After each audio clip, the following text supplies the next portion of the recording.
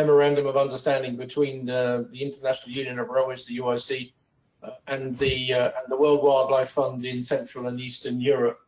I think it's quite clear that this is linked, of course, to the whole reason why that sustainable development, of course, is considered as being one of the main global challenges faced by the world, and in particular how we deal with the environment.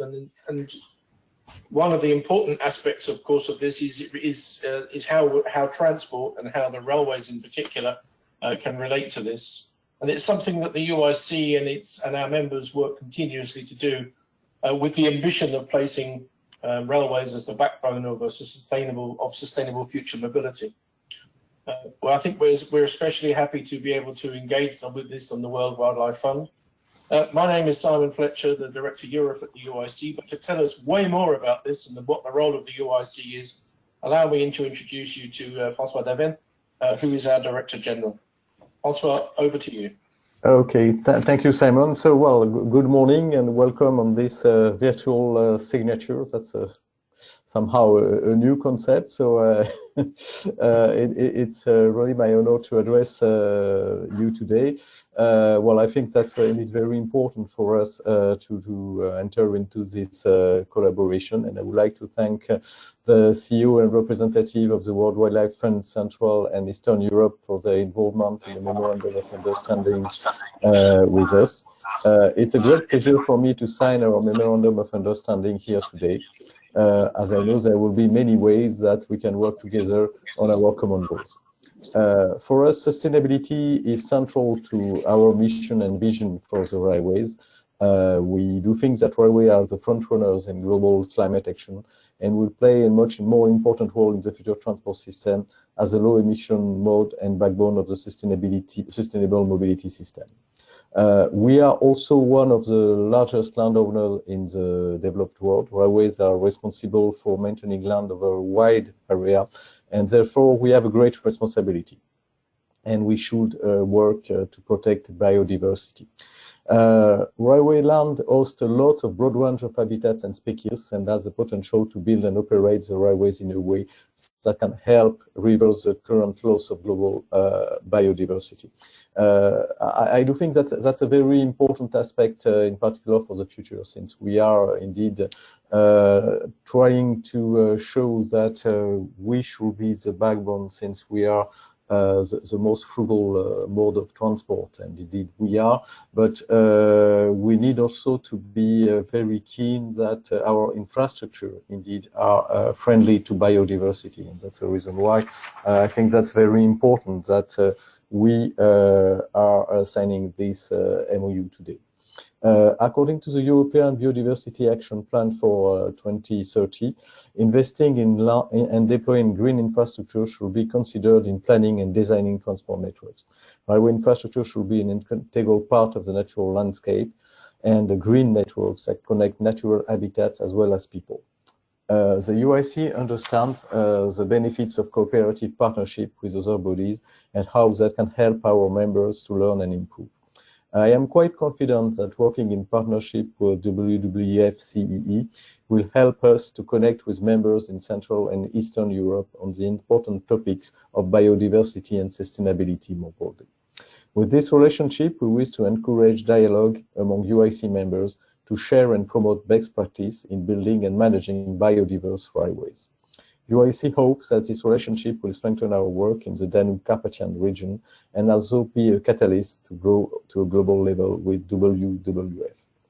As a last remark, we are happy to inform you that UIC members take a proactive role within sustainable land use sector to provide solutions and best practice for the correct development of an environmentally responsible railway transport system.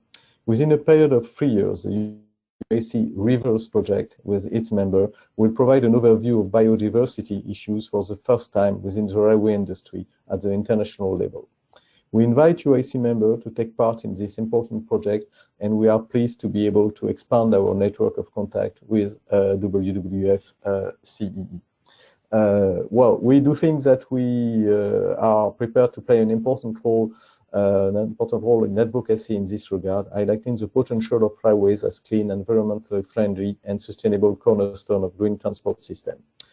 I am quite happy to raise the level of ambition and commitment on sustainable land use topic on railways with your collaboration. So I really do think that we would have a very productive collaboration, since at UIC we are definitely convinced, and that's also the role of Lucy Anderton, who will manage the sustainability unit here in UIC, that for those questions we need to have a holistic approach, and that's what I said also during this speech. We are not only working on question about emission, but also biodiversity and all the aspects that are related to sustainability. So for us, it will be absolutely crucial that if we want to be a champion of sustainable transport, we are a champion on all the aspects that are related to our activity, and biodiversity is definitely one of the most important ones. So thank you. I hope I have not been too long, and I'm really happy that we can sign, or despite we will not meet face to face, we will be able to sign this MOU. Thank you. Thank you very much indeed, François.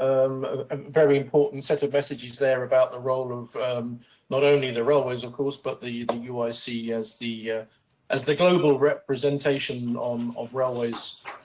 I'd like now to introduce Andreas Beckmann, who, as regional CEO of the World Wildlife Fund for Central and Eastern Europe, is responsible for leading and coordinating the efforts of the World Wildlife Fund, the global conservation organization, to ensure a living planet for nature and people in and from the Central and Southeastern European area.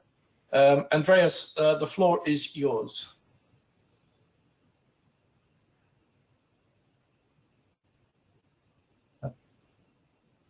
It seems your microphone is not connected. I think you might need to open your microphone. Okay. Yes. Yep. Does it work now?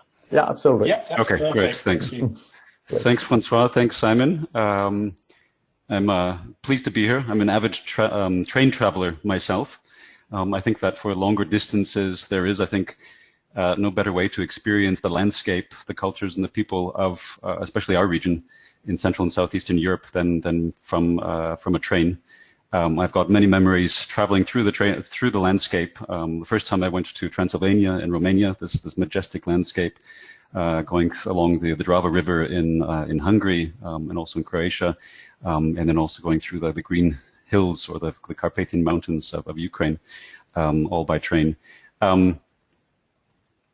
It also helps, of course, that travel by train, as you mentioned, François, is one of the more environmentally friendly modes of travel, of course, next to bicycling and hiking, but for longer distances, and certainly in terms of energy efficiency, but also in terms of emissions, anywhere between 10 and 20 times less polluting than air travel. And indeed, we at WWF Central and Eastern Europe have a travel policy that underlines that any journey that can be made in 19 hours or less by overnight train should be done so, and we do so. According to my very rough calculations, over the last 20 years, I've spent, I think, about at least 400 nights in a train and many more days, so more than a year.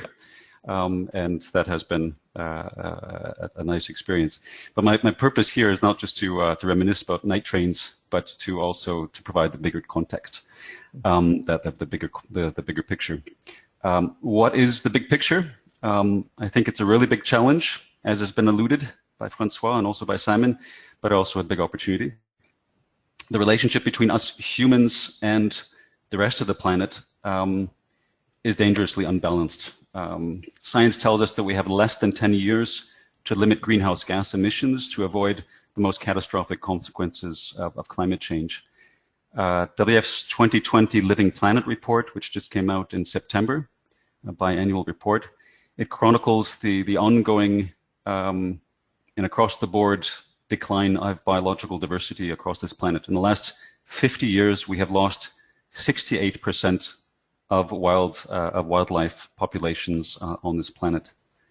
50 years, 68%. I mean, it's massive. And this is amounting increasingly to an existential threat for ourselves and our civilization. It is no accident that the 5 top global risks that were identified by the World Economic Forum in its report, its annual report that came out in January, all 5 of them were environment related, including climate change and including biodiversity loss. So we're facing a global existential challenge, one that affects not only our planet, but also ourselves, our natural world, but also ourselves, our lives, our livelihoods, our welfare, our well-being. And as the Living Planet report underlines, and as you have alluded as well, François, we need to address not just the climate change, but also the biodiversity loss. In fact, they are connected to those 2 twin challenges. We can't do one or just the other. And to do this, we have to fundamentally change the way we approach the way we are living on this planet. This is not just about fiddling around the edges. This is really, we need a new deal for nature and people, for the planet, and also for our region here in Central and Southeastern Europe. The region that we're talking about, of Central and Southeastern Europe, is Europe's treasure chests for nature. We call it the green heart of Europe. From the Carpathian Mountains to the Danube Delta, it includes many of the continent's greatest wilderness areas, as well as significant populations of brown bears, wolves, lynx, bison, other wild animals. And a leading threat to this natural capital is fragmentation, as infrastructure and other development crisscross and dissect natural habitats into smaller and smaller pieces, making those pieces increasingly unviable, isolating wildlife populations, decreasing the overall resilience of these ecosystems in the face of climate change. The Living Planet report, which I mentioned before, it tells us that transportation accounts for about 15% of our ecological footprint. Overall, we need to travel less, and our response to the COVID pandemic has in many cases shown that this is indeed possible. In fact, we can sign an MOU without traveling halfway across the continent. But where transportation is needed, public transportation will be an important part of the solution, and here railways have a really key role to play. Like other infrastructure, railways can dissect habitats and thus negatively impact the movement of animals to make the ecosystems less viable. And we need to minimize those impacts as much as possible through smart design, measures such as green bridges, tunnels that allow the free movement of species. For this reason, on behalf of the WWF Central and Eastern Europe, I'm very pleased to sign this Memorandum of Understanding with the International Union of Railways. The agreement focuses geographically on the region of Central and Southeastern Europe, including Bulgaria, the Czech Republic, Hungary, Moldova, Romania, Slovakia, and Ukraine. It foresees the exchange of experience and expertise, as well as cooperation on biodiversity conservation, particularly with regard to maintaining and enhancing ecological corridors, protecting wildlife, but as you mentioned also, François, management of the significant land holdings that railway companies have. I said that we were facing a really big challenge, the very future of our civilization, but every challenge presents also an opportunity for a solution. Climate change and biodiversity loss are, by their nature, complex. They're multifaceted challenges that require a whole multiplicity of solutions. Thousands, millions of opportunities for solutions that add up to the existential threat we are facing.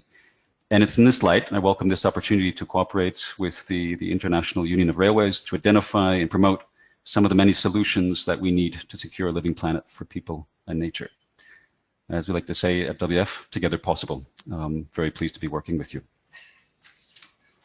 That's it from me. I think we can get out the pens. Absolutely. Just to find it first. Thank you very much indeed, Andreas. Yeah. Yes, so gentlemen, if you would please sign your copy of the memorandum. And well, now that I have found my pen, I think that's indeed something that I forgot in my speech, that the sense of urgency. I think that's definitely something we should highlight. Okay. So. Okay. So.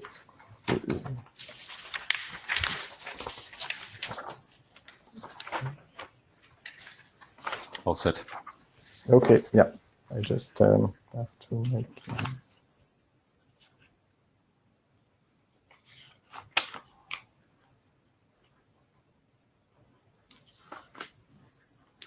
Simon, do you want us to hold it up? Absolutely. Yep. There we go. Here we go. Okay. A bit higher, Andreas. I hope somebody's taking a picture. Absolutely. Yes, Pinar's in charge of all of Yeah. that. Okay. The picture is okay for you? Okay. Yeah. Your mic is not active, Pinar. Okay.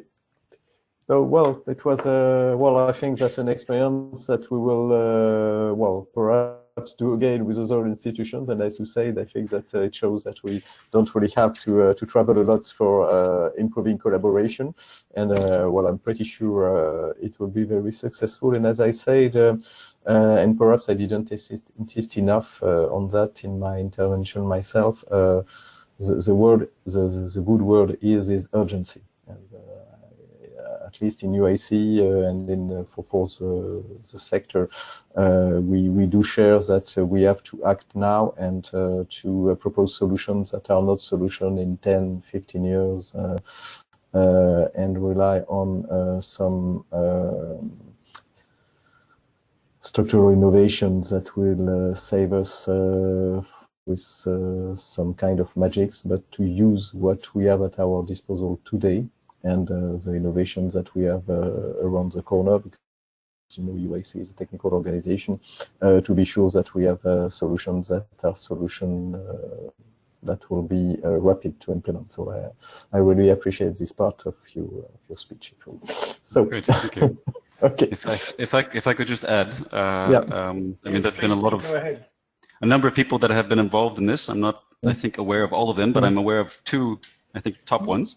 Yeah. One is on the side of the UIC, Pinar Yilmazer, and on our side, WWF Central and Eastern Europe, Hildegard Meyer. So a big thanks to you for doing all of the yeoman legwork for putting this together. It's very kind of you. Thank you very much. Thank you very much, Pinar. Indeed. Okay. I think for ladies and gentlemen, the time is rapidly approaching. If everybody is content, that we can probably draw this event to a close. Champagne. And, I can do a quick sound check. Sound effect. Thank you. And maybe when we are all able to physically get together again, Andreas, it would be an opportunity indeed to share. I look forward to jumping on a train and coming to that meeting. Yes. Yeah, and the champagne will be on UIC. Okay. Great. Thank you. Thank you very much indeed to everybody who's joined in. And if you would like to listen to the whole of this event, it has been recorded and will be uploaded onto the UIC's YouTube channel in the coming days. Thank you very much indeed, and goodbye, and have a nice day, everybody. We just skipped the questions part, but I didn't see any questions on the screen. But just we have a couple of minutes. I'm very sorry if there is anyone want to ask any question or no. I can tell them to unmute themselves, maybe. If not, I take the Simon said. Thank you very much, Simon, for everything. Okay, thank you very much, Pinar, for the excellent job for this agreement. Okay, thank you so much. Bye-bye. See you soon, face to face. Bye-bye. See you on the train. Yeah. Yeah. Thank you.